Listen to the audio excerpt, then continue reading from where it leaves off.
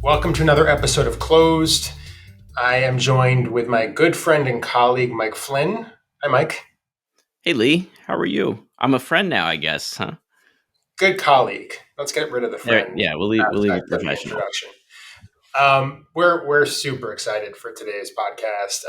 First off, we have a double dose, so we have two amazing guests, people that Mike and I have wanted to speak to for a while about a range of topics, but we're going to be talking in particular about how LinkedIn is transforming marketing for real estate professionals, particularly commercial brokers, although I think it probably applies across all industries.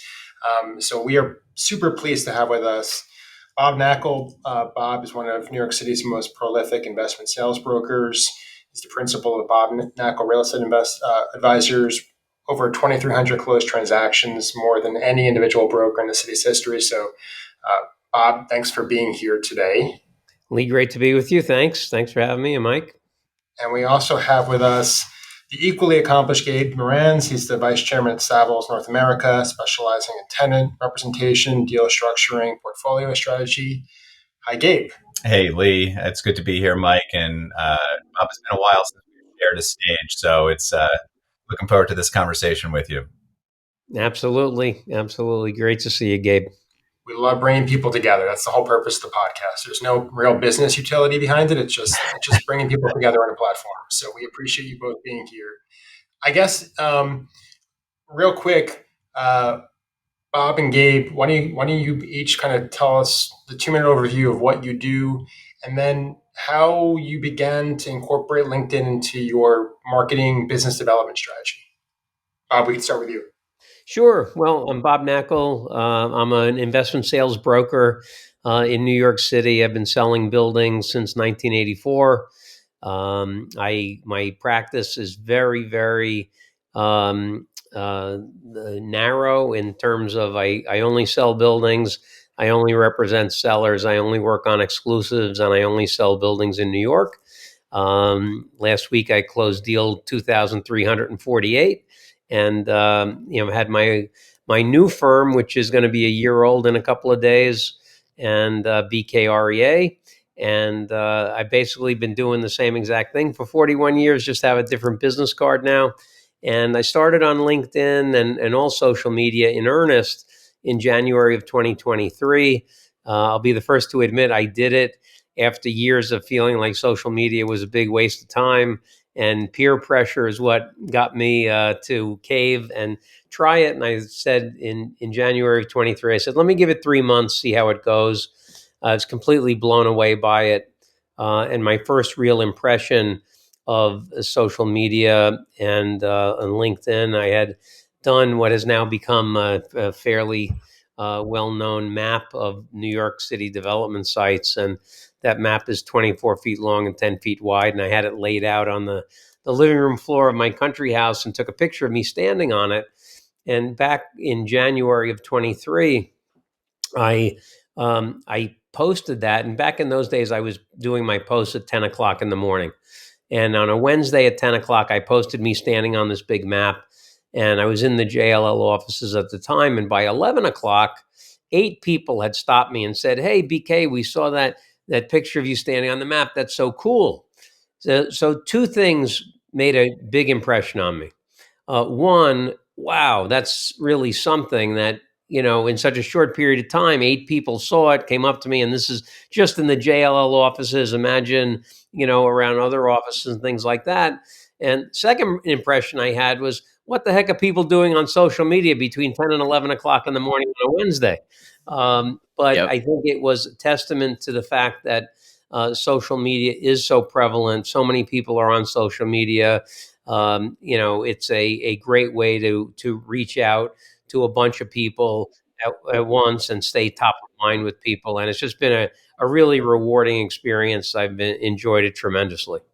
It's funny, February 2023, there was the map standing challenge. So I guess you were the impetus for that.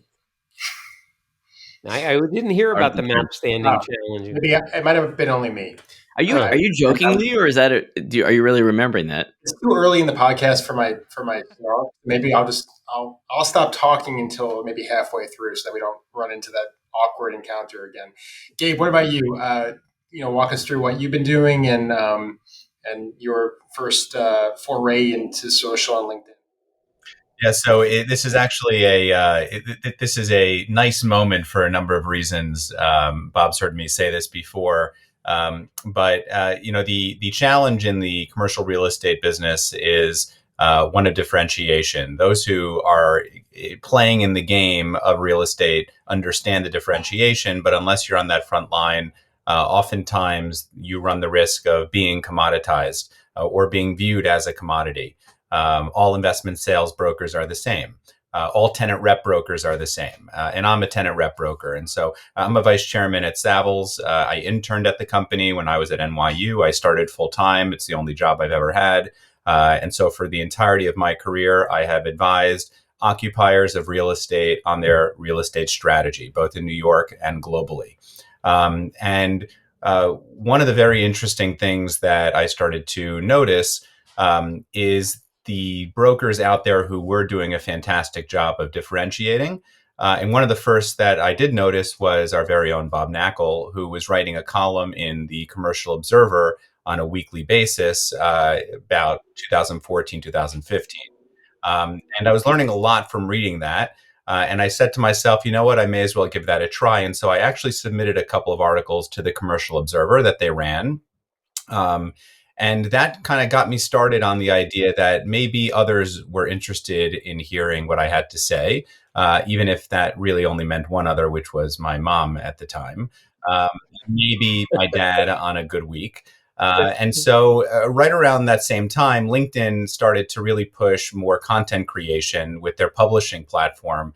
And so I started to push my content on LinkedIn because I liked the data that I could see firsthand, as opposed to kind of this amorphous black hole that I couldn't really have access to within the Commercial Observer. I didn't know how many readers were seeing the articles. Certainly, they were more reliant on print than digital at the time.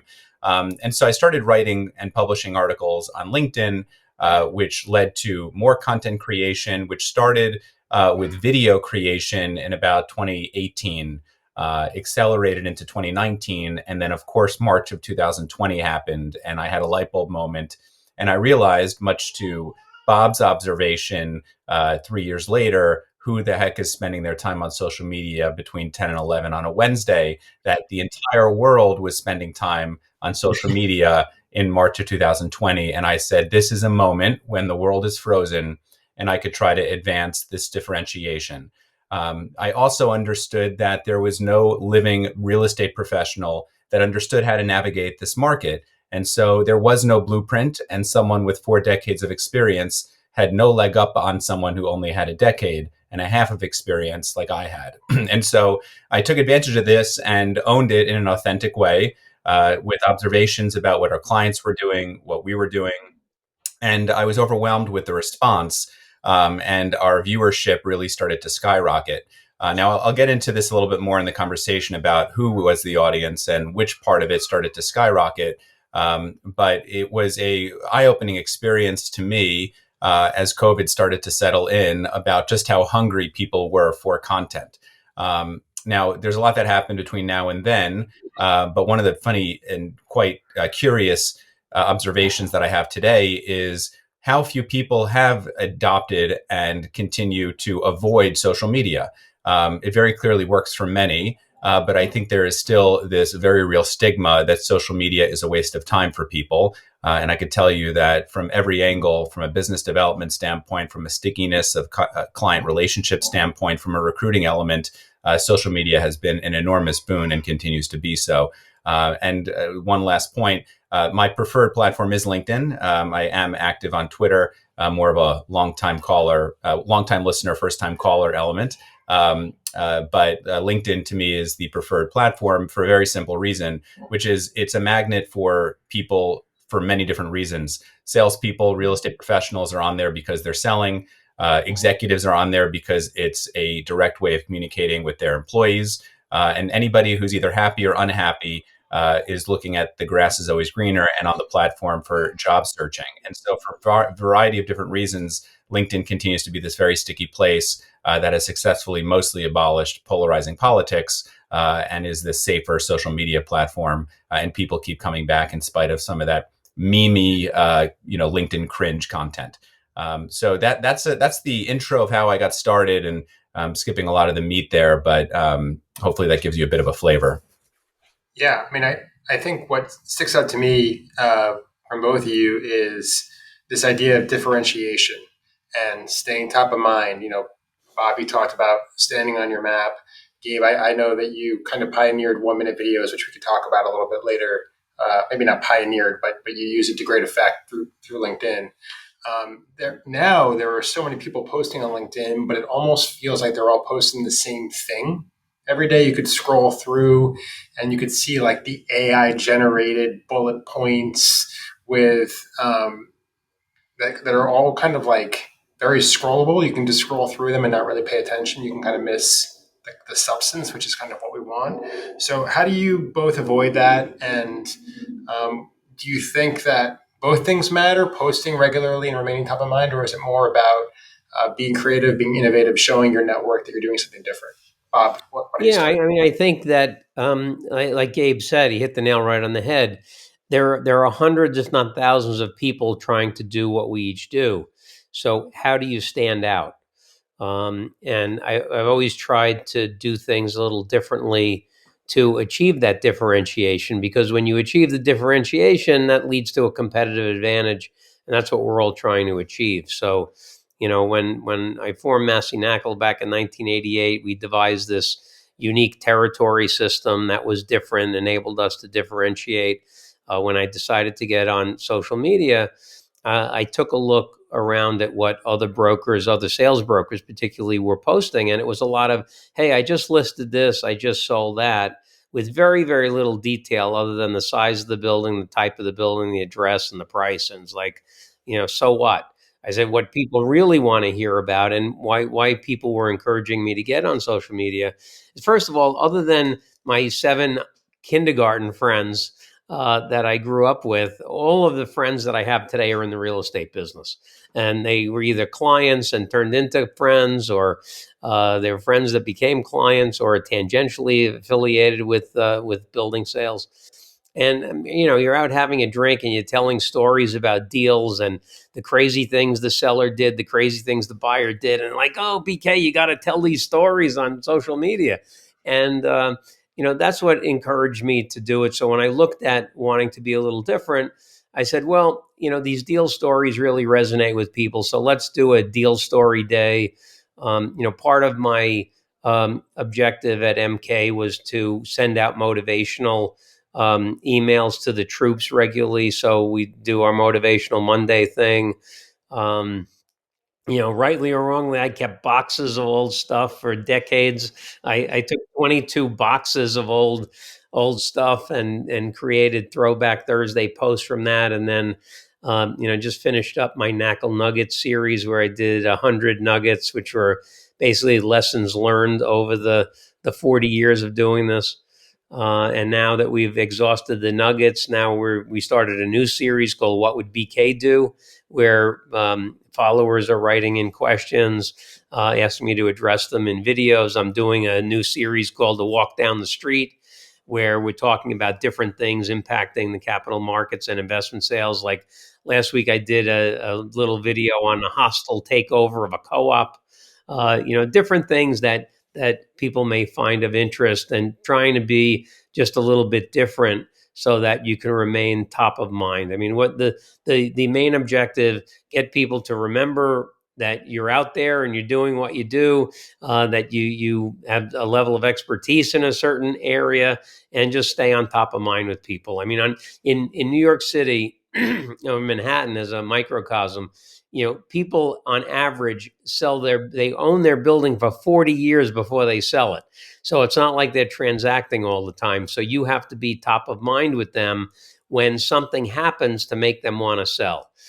Death, divorce, taxes, partnership dispute, what have you, or simply a discretionary seller deciding now is time. But if the average time somebody owns a building is 40 years, you got to stay. You can't be calling them every week. That's not going to do anything for you. You have to stay top of mind with people. And I always say it's not who you know, it's who knows you.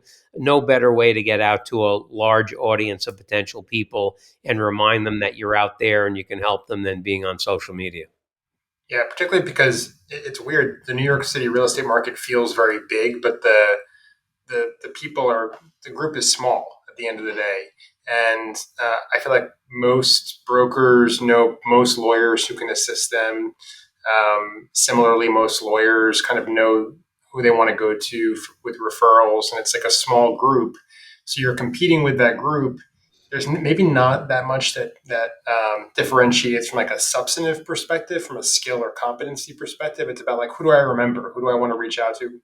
Maybe sometimes, who do I like the most? Who do I want to talk to on the phone? So your point is, I think, really well taken on that front. And just really quickly, maybe this is neither here nor there, but I don't know either of you, right? We've never spoken before today, but I do feel like I know both of you because I'm on LinkedIn and you guys have figured out the algorithm. You're both the top of my feed every time that I sign in, and I watch and I read your stuff. And it's a great mix of substantive content, but also, who are you? You know, what's the emotional core of how you go about your day, how you go about your business. That is a real big differentiating point. Not just talking about, I sold a building, but here's how I sold a building. Here's how I did it my way. Here's how implicitly I might be able to do it for you if you work with me. And what I will say to address what you said, I think the arena of people, and I can only speak to the investment sales space. So I'd love to hear Gabe's perspective on leasing, but in investment sales, I think it is a relatively small subset of people that are very, very active on a day-to-day basis. Maybe plus or minus 10,000, but there are 165,000 investment properties in the 4 boroughs, not even including Staten Island.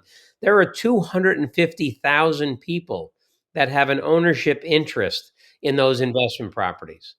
I make a lot of cold calls. I can't cold call 250,000 people. So I have to have a way to reach out to folks. And we sell a lot of buildings for people who only own that one asset.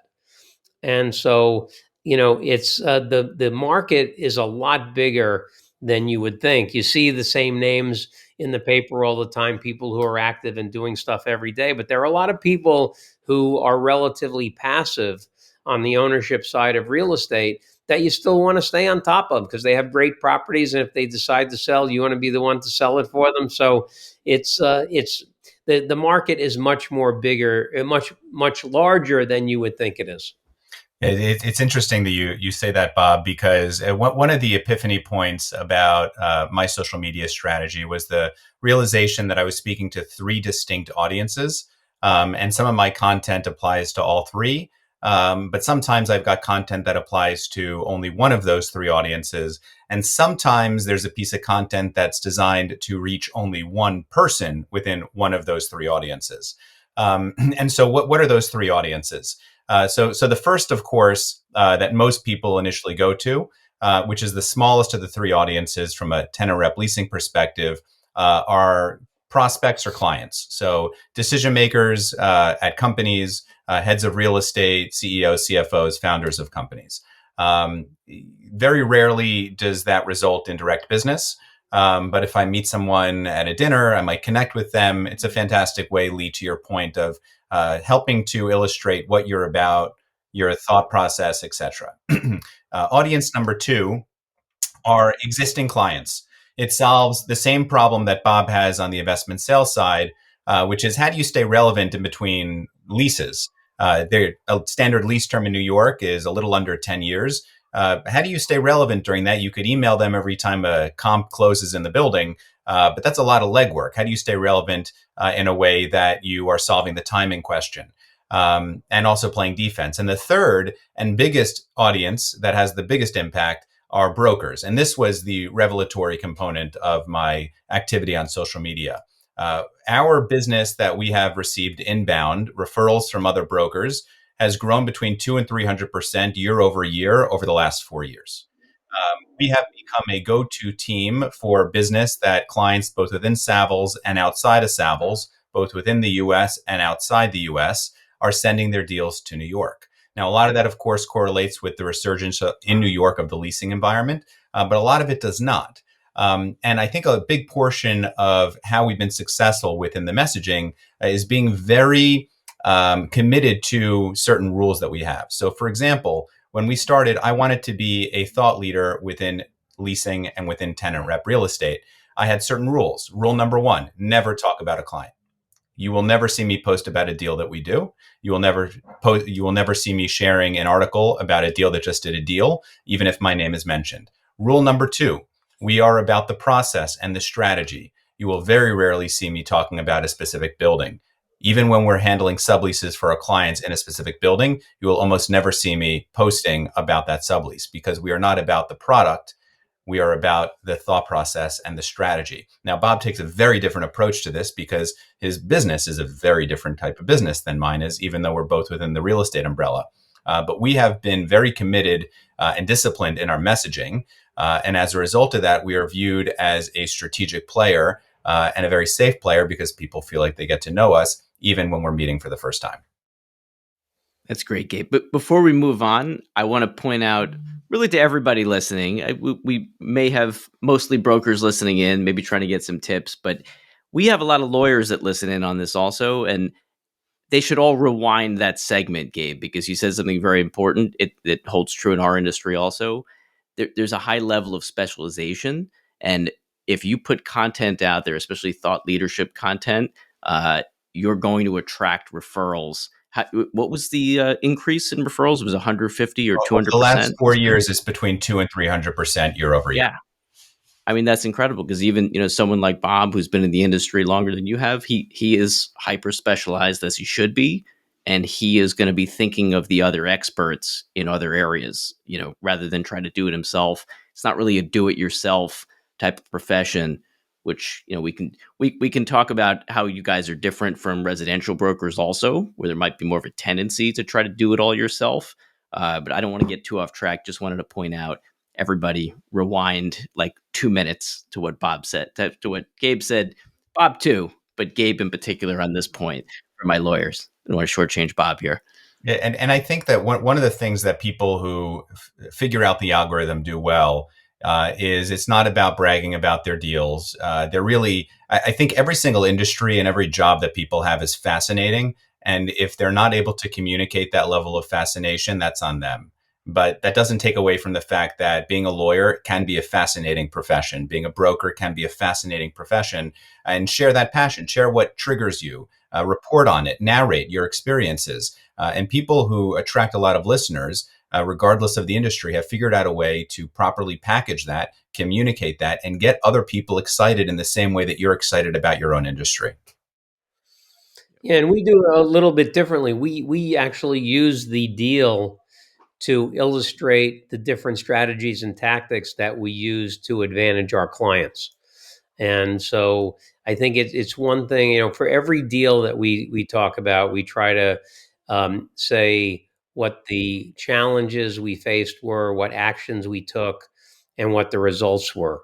And then I also like to include a testimonial from the client. But it's one thing to say, hey, on this deal, we just implemented this kind of a strategy to extract the highest price. But I think having the actual deal brings that tactic to life and gives it a little bit more meat to it. And in our world, I think people are less sensitive about the transaction because everything is public information. That in leasing, I could see where a tenant might not want you to know that, hey, they negotiated for this kind of a provision or that kind of a provision, or might not want to say that. It might impact your next client in a positive or negative way. But, because everything we do is public information, we're happy to get it out there. And we've been doing this since 1984. I remember the first building Paul and I sold, 1421 3rd Avenue. We put a little tombstone together and we mailed it out to 2,000 people. And, we didn't even, the term content creation didn't even exist back then, but we were creating content back in the 80s. I love that. what's one post or video or marketing effort that really stands out as that was really special? People really responded to that in a meaningful way. And what lesson did you pull from that major success? I'm sure you have more than one, but what's one that comes to mind other than the tombstone, Bob? Yeah, I mean, the one that comes to mind for me posting is, I did a throwback picture of me from 06, '07 with very long hair. And I think I got more feedback and created more of a buzz than anything else I've done. And I think that just shows that, in addition to being, out there with what you do on a daily basis and your deals and things like that, people want to see the genuine side of your personality and the authenticity. And that was something. A lot of people who follow me on social media probably look at me as the suit and tie guy every day, and buttoned up. And to see me with long hair like that, I think really threw a lot of people. So I was really surprised at how much commotion that caused. I actually remember that one.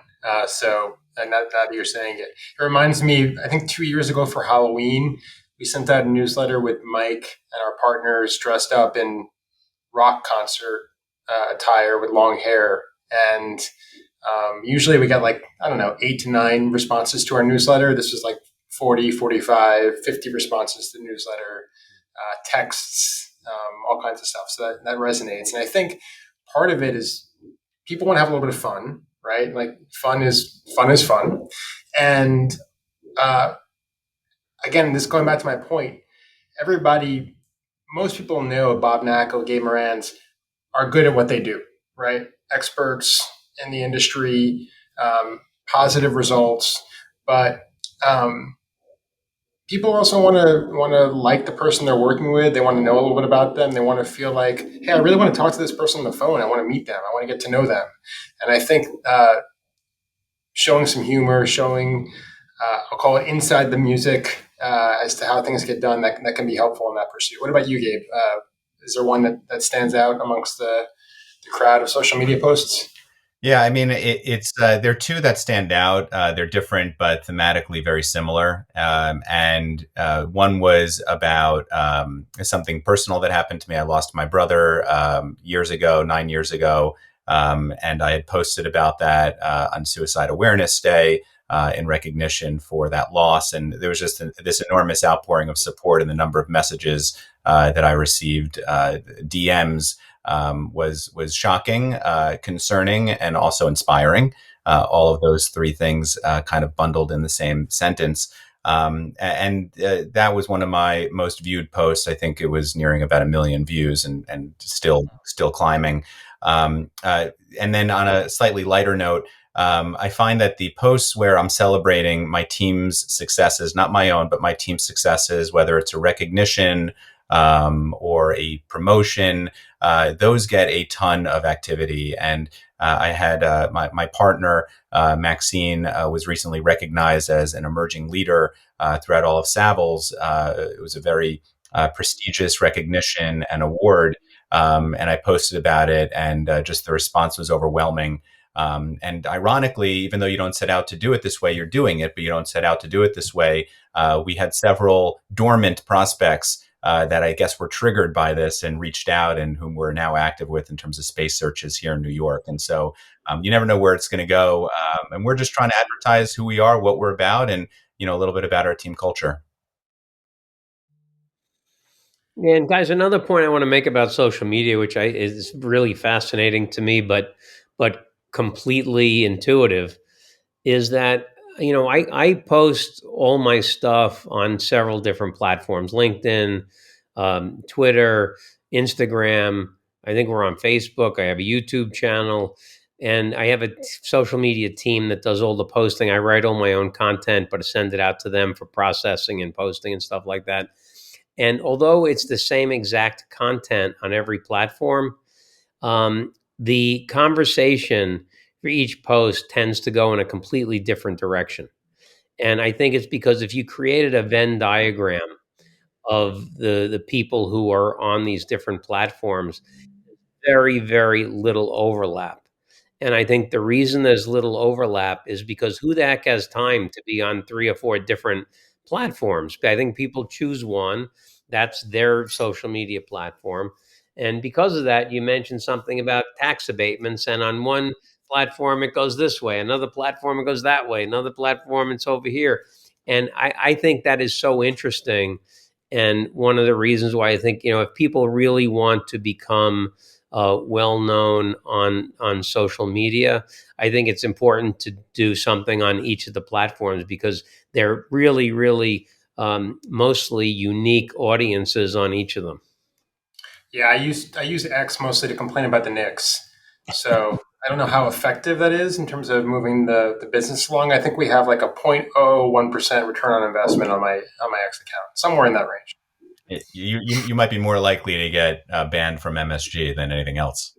That's true. I'm not complaining about James Dolan. I'm complaining about the Knicks, but you're right. I'm probably one step away. What's what's both of your take as to why there has been? It sounds like Savills has been very accepting of your efforts, and I'm sure they're seeing amazing returns. So the proof is in the pudding. But I think I read a Real Deal article, Bob, where you're quoted saying at large firms, the preferences they don't really want to promote their personal brand. I do think that we're like moving towards personal branding being really important, even at bigger companies.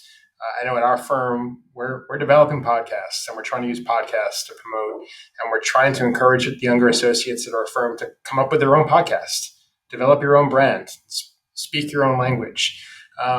And it's easy for us. We're an 11-person firm. We're not, 250-person law firm, but I do think it's going to move in that direction as we proceed. So why do you think there's been a slow approach to adapting this, and do you think it'll change in the next 5 to 10 years? Well, coming from a guy who got fired because of it, I think that there's an inclination for firms to want. I mean, think about a big firm, right? And this is not a critique; it's just an observation. The big firms want every single broker to make the same amount of money. No superstars, no people lagging behind. If everybody makes the same and everybody's equal, nobody has any power over the firm. And so, but I think that increasingly firms are going to have to embrace their folks using social media. And look, social media is nothing more than a personal branding vehicle. And people, if you're in your mid to upper 20s, you've probably been actively on social media since you're 10 or 12 years old.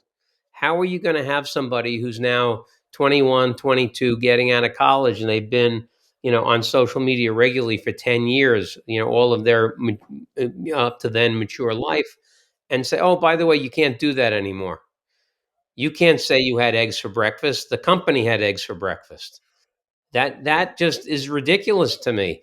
People tend to. I know it's a little different in the institutional world, but people generally don't work with companies. They work with individuals, and you can't be this nondescript, cog in the corporate wheel and be able to demonstrate your personality and your likability and everything else, which is what people tend to work with. I know in the investment sales world, again, outside of maybe the top 30 or 40 institutions that need to work with big firms so they can, CYA in the event the deal goes sideways.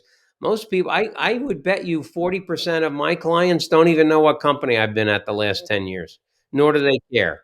And the reality is, you have to have good people skills. You have to be likable. You have to create relationships, figure out how to bond with people, find commonality of interest, find something you can bond with somebody over. And if you have that and you have expertise within your designated field, people are going to want to work with you. They don't care whether you're working at the biggest firm globally or you're working out of your mom's basement in your underwear every day. If you have those things, they're going to work with you. Yeah, I mean, I have a slightly different, explanation for why I think the big firms have shied away from it, and I think there's a lack of understanding that a true social media strategy is a marketing strategy, which requires discipline. And it is very easy to get a taste of the vanity metrics on social media and then be led astray by those vanity metrics, which leads you to playing into those vanity metrics, which often leads to poor behavior. Because controversy rules, and controversy will attract more eyeballs and more engagement. And so if you're at a big firm and you get led astray down this path towards these vanity metrics, you're going to end up crossing a line and someone's going to get upset. And by virtue of just typical corporate, especially publicly traded corporations, they're going to be lowercase c and be somewhat risk averse. That's not the case for all firms. And I have friends at all the major firms who are quite active on social. But I do think that there's this there's this need to better educate people about the avoiding the intoxication of vanity metrics in social media and understanding it, reframing it as a disciplined part of your marketing and sales strategy as opposed to anything else. Yeah, but Gabe, I would argue that that is incumbent upon the company to explain this and to, why do you do it? If you are on social media because you want everybody to say, "Hey, look at me, look at me, look at me," you're on for the wrong reasons. People ask me why. I have been discussing this with my broker coach, Rod Santamassimo, for years, that we have a market presence campaign. Market presence is making your prospecting calls, doing email blasts, doing text blasts, sending out hard mail, networking, being on social media, creating content. It's one of the many, many things you do to create market presence. Why do you do all these things? Do I do it because I want to people who think it's bad think you're out there because you want to say, look at me, look how great I am. That's not the point. The point is, there is so much stuff flying around the ecosystem of real estate that the more people are aware that you're out there and know what you can do, the more likely, to me, the reason I do it is I think there's a greater possibility that I'm going to find out that one strategy, that one tactic, that one buyer that's new in the market, that one thing that's going to help one of my clients. So if I go on CNBC and somebody calls me and end up buying one of the properties I'm selling and they pay more than anybody else, that's helped my client. So if you realize that ultimately the objective of all of this is to help your clients, and if you understand that's your objective, then there's no reason to post about a controversial religious or political topic or do anything goofy that's going to get you in trouble. But if you realize I'm out here because I want to get in the way of information that's going to advantage my client, I think you're less likely to make stupid mistakes. I To that agree. point, I was going to say, to that point, we're going to name this podcast Gabe and Bob Clash Over Social Media Strategies in an adversarial manner and underline it. Listen. Gabe, you're about to respond to Bob's point. Yeah, no, listen, I really don't disagree with anything Bob is saying. I think we've had different experiences, which has formed our views on this. But I do think that social media literacy is very poor in our industry. I don't think that any industry will ever get away from a star system. You pick it. There are two different tracks. There's everybody, and then there's the stars. And for anybody who's in management in any business anywhere in the world, if you deny that, those stars will find another place to play. So either you find a way to accommodate those stars who will do a great job of branding themselves on social or otherwise, or they will find another place to go. And I think most smart managers understand this. And I'd like to see more of that. But I do think that I agree with Bob. I think it is incumbent on the companies to help educate their employee base about how best to brand themselves in an appropriate way that avoids unnecessary controversy. Yeah, and Gabe, I would bet that the differences that we have with regard to how we approach this are probably much more highly correlated to the fact that we're in very different businesses than we have a different philosophical approach to this. I think that is so important for companies to understand that investment sales is a completely different business from office leasing is a completely different business than retail leasing, is a completely different business than mortgage brokerage. And that's a completely different business from property management. They are very, very different businesses with very different dynamics that set people apart, that differentiate you, that give you the ability to get business through social media. And it's an understanding of what really makes those businesses tick that will lead to slightly different strategies with regard to how you interact with folks on social media. Well, look, I want to be conscious of both of your time. It's actually, we're recording this on a Friday, so we appreciate the time. Before we go, I'm going to ask both of you just to put on your prognostication hats for a moment. And, you both have kind of got out in front of this, right? Bob, you've gotten out in front of, it sounds like, multiple trends over the course of your 40 years doing this. What do you think is the next trend to get out in front of? What are you thinking about in terms of how can my marketing evolve over the course of the next, through the end of the 2020s? Gabe, you want to go first while I think about my answer to that one? Happy to. I'm happy to buy you some time. I think that on social media, and this came up earlier, the level of noise is going to accelerate. It already is there. A lot of it is AI based. We're going to start to see more video content, photographic content, and yes, written content that will be AI creations. And so on the surface, there's going to be a challenge in how do you differentiate as that noise accelerates.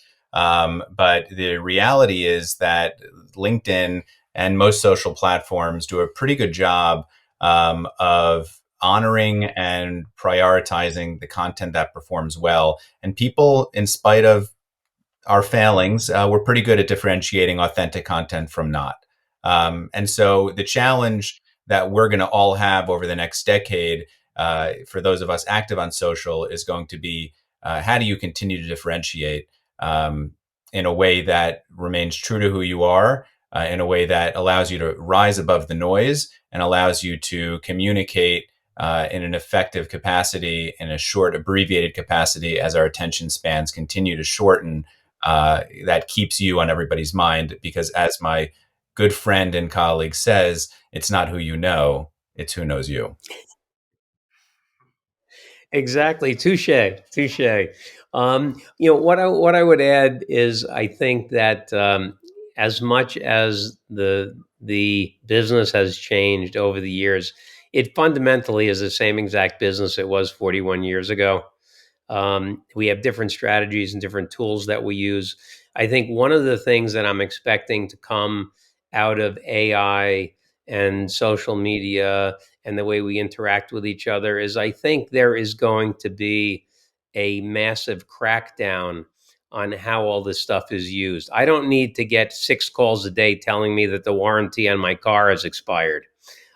So I think the way that we are interacting with each other is going to be regulated or neutered in a way that is going to reduce the impact that AI is going to have on the world. And so I think it's really important to have personally procured and maintained databases, because I think the publicly available stuff is just getting too much.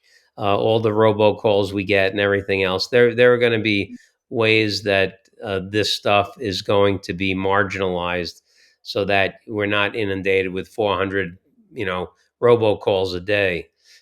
So I think is a window of opportunity now when we're in a relatively unregulated environment to beef up your internal databases as much as you can, because it's not going to be as easy to reach people broadly as time goes on, because I think there will be steps taken to make sure that you can't do things as easily as you thought you might be able to.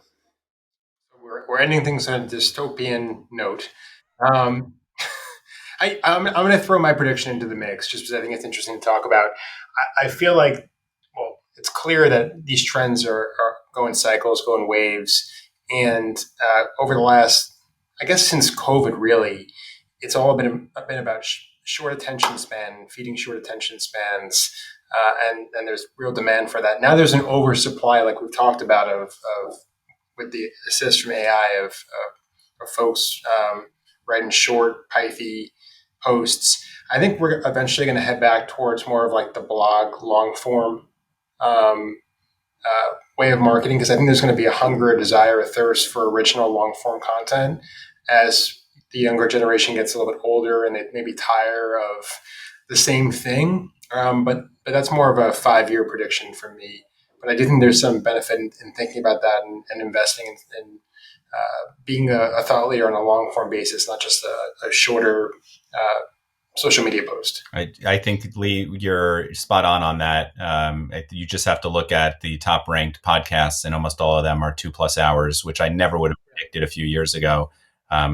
So you just have to wait for that trend to translate into the non-podcast realm. But I think that's a fascinating insight. I hadn't thought about that. So you want to go for another hour and 15? Is that what you're saying? The more spend with Bob, Lee, and Mike, I mean, what am I going to have? So before we let you go for real, where if folks want to follow you on social, if they want to see what you're doing, if they want to get more information about you, what should they check out? What do you guys have in the pipeline? What do you want to promote or market about yourself? Well, I'll start. Go to bobknakal.com. You'll see 40 years of historical real estate information on the New York City investment sales market, and BKREA.com for all the current stuff we're doing.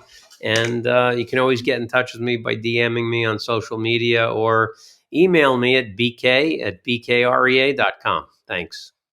And I'm not that different. GabeMarans.com or LinkedIn or any social media handle, which is very simple, Gabe Marans. And that's the handle. So reach out at any time. I try very hard to respond to all messages within 12 hours. That's amazing. Guys, we really appreciate the time. Hopefully we can have you back on, a year or two from now and see how things are going and talk about the latest shifts and trends in real estate marketing. Yeah, Lee, just one last shameless plug for my new book called Selling Buildings, which is coming out in about a month. Co-written with my broker coach, Rod Santomassimo. Got a ton of deal stories in there, behind the scenes stuff about crazy things buyers and sellers have done over the years. And hope you enjoy it if you pick it up. Can we get an autograph? Absolutely. Okay. We'll put one on the coffee table in our firm. Hey, that'd be great. Thank you so much. It was really great, and we'll talk soon. All right, guys. Take care. Gentlemen. For more on all things real estate and the law, subscribe to this and our other podcasts. Follow Bergstein, Flynn, Knowlton, and Polina on social media. Subscribe to our newsletter and go to bfklawoffice.com. That's bfklawoffice.com to learn more.